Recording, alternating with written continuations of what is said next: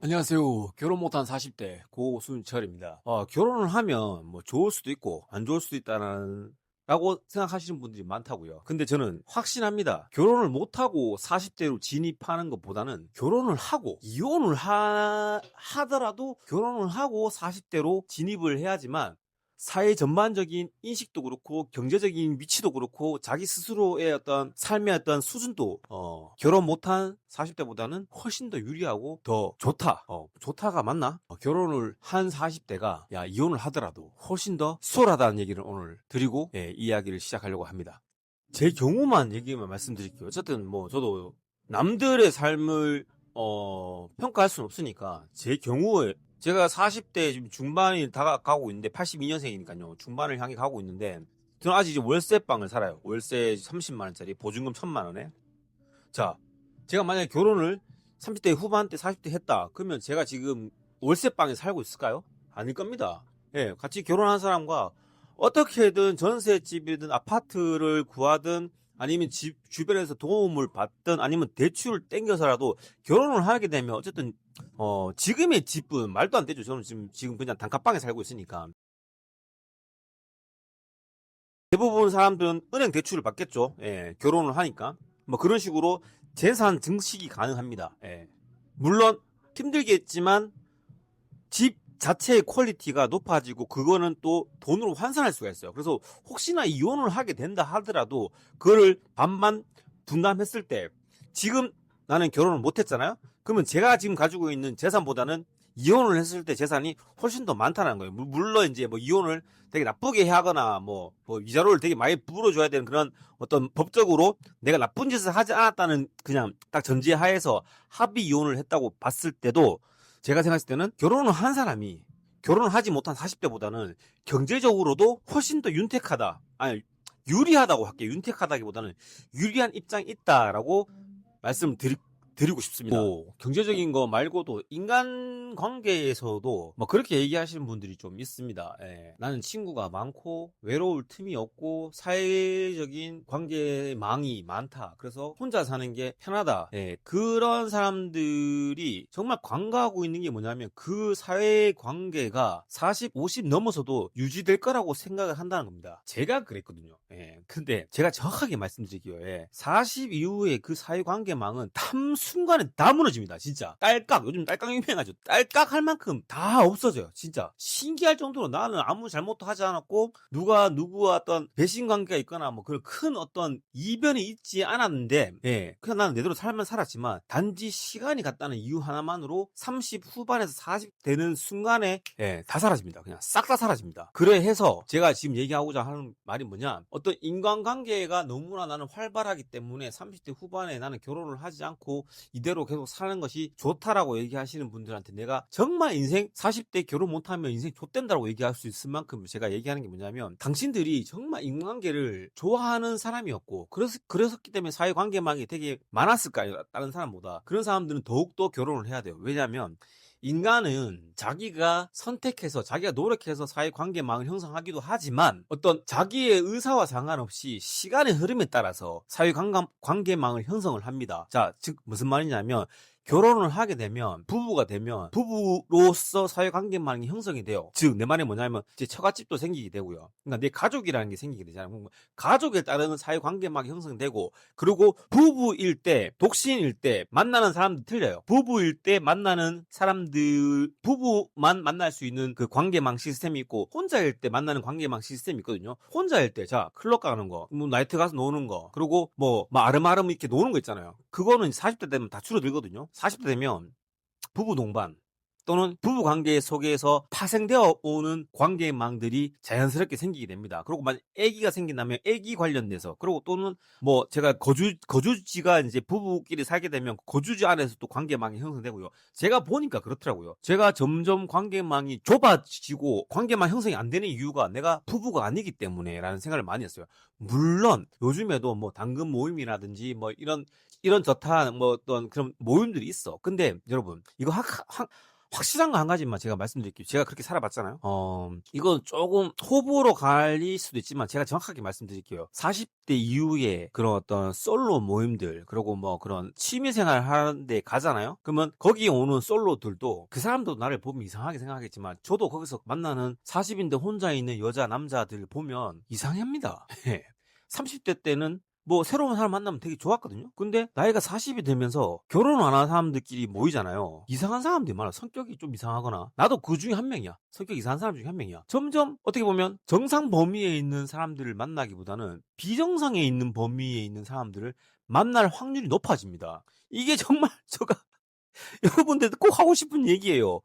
40대에 혼자서 어떤 취미 활동이나 이런 데 가서 만나는 사람도 그 사람도 40대에 혼자인 사람들은 이렇게 말하면 진짜 죄송하지만 맞습니다. 제 말이. 이상한 사람이 나올 확률이 높습니다. 범죄자라고까지 얘기 안 할게요. 근데 어떤 분야에서 분명히 좀 그 사람들이 이거 얘기 그냥 소위 말할게요. 나도 좀 이상한 사람이니까 결혼을 아직 못한 거고 그 사람도 결혼을 못한 데에는 내가 선입견일 수도 있지만 저는 선입견이 어떻게 생겼을까요? 저도 그 선입견이 제 나름대로의 제 경험의 데이터로 인해서 차곡차곡 그 데이터가 생겼어요. 30대 후반부터 그냥 솔로인 사람들을 옛날에는 형님 하면서 동생 하면서 만나면서 점점점 만나는 사람들마다의 그 특성이 뚜렷해지고 나와 그 어떤 섞이지 못함을 제가 느꼈어요.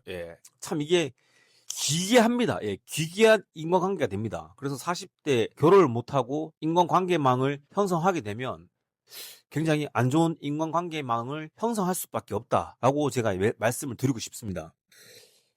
그리고 또 한 가지. 그 40대가 결혼을 못 하잖아요. 그러면 철이 없습니다. 40대가 또 중요한 멋이 나야 되거든요. 근데 결혼을 하면 아무래도 책임감이라는 게 생기고 일단 사람이 그 위치가 자리를 만든다고 어떤 한 가정을 그러니까 옛날에 하잖아 뭐 상투 트면 어른이라고 그 말이 사실 틀린 말은 아니거든요. 근데 저 같은 경우는 늙길만 늙었어. 그러니까 늙으면서 얻어야 되는 여러 가지 삶의 경험이라든지 삶의 어떤 중후함이라든지 어떤 삶을 바라보는 진지함 이런 것들을 배울 수 있는 시간이 없었어요. 그게 막 결혼하면 다 생긴다 이렇게 얘기하기는 힘들지만 결혼을 하게 되면 아무래도 감투가 있잖아요. 나는 나 혼자만 사는 게 아니라 나는 이제 누구의 와이프, 누구의 남편으로 살고 또 혹시나 자식이 생기면 자식이 아버지로 살게 되면 아무래도 삶이 무겁습니다. 근데 그 무거움이 스트레스가 되기도 하지만 그 사람의 품격, 인격을 만들어 가거든요. 근데 결혼 안 한 40대는요, 없어요. 그냥 내 맘대로 사는 거야, 그냥. 겁나 편하지. 뭐 매일 사는 게 좋긴 해요, 막. 좋다라는 표현이 편하다는 표현이죠. 근데 개인적으로 제가 생각했을 때 과연 내가 30대 후반부터 지금까지 성장했나 이런 생각을 했을 때 아니 그런 거 없어요. 그냥 다운되고 있다. 내 스스로의 삶이 내 스스로의 퀄리티가 점점점 다운되고 있지 않나라는 생각을 더 많이 합니다.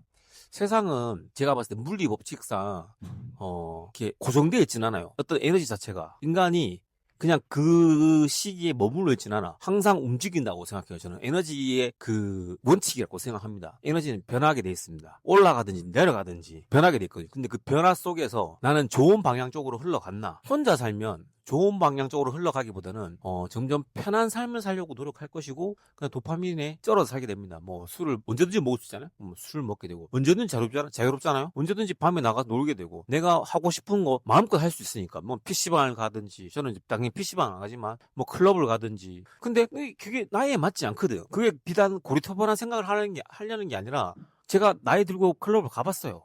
좀 약간 많이 찌질하다는 생각이 많이 듭니다. 찌질하다기보다는 좀 초라하기도 하고 재미도 없고 사람이 그 재미라는 거는 항상 추구를 해야 됩니다. 하지만 그게 자기의 어떤 나이에 맞다 이런 표현보다는 상황과 그 추구하는 방향성이 틀려야 된다라고 생각을 하죠. 왜? 중학생일 때 추구하던 거랑 대학생일 때 추구하던 거랑 다르고 대학생일 때 추구하던 재미랑 직장인이 됐을 때 추구하는 재미랑 틀리다고 저는 생각을 하거든요. 그래서 저는 40대가 됐는데 30대 후반부터 40대가 되어가는 과정 속에서 결혼을 못한다. 저는 확신합니다. 뭐 이거 아마 말이 많을 거예요.